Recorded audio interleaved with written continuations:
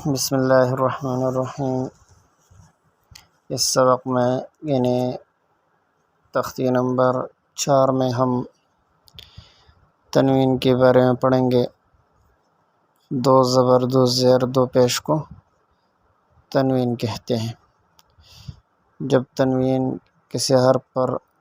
आ जाता है तो उसकी आवाज़ को हम नाक की तरफ ले जाएंगे, जैसा कि मीम अलिफ दो ज़बर माओ, मीम दो ज़ेर मिन, मीम दो पेश मुन, बालिफ दो ज़बर बन, बालिफ दो ज़ेर बिन, बा दो पेश बुन। इस तरह और अल्फाज आप मुलाहिज़ा फरमा सकते हैं, जैसे कि मन, मिन, मुन, बन,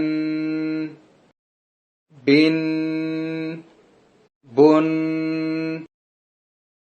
वन, विन, उन, फन, फिन, फुन, सन, फिन,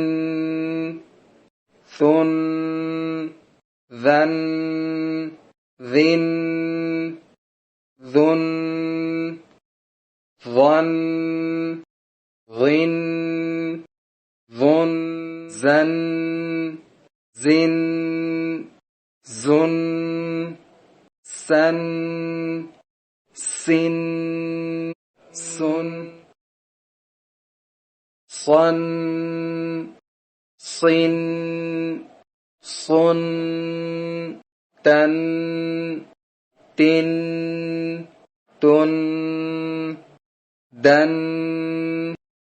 دن دن طن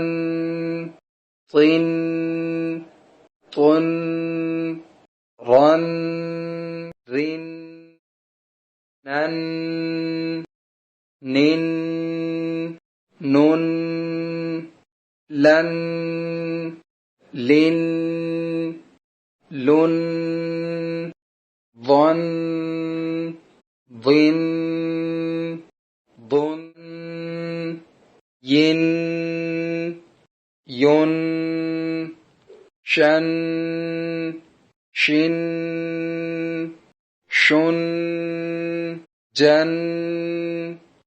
جن جن كن كن كن قن قن قن خن خن خن غن غن حن حن حن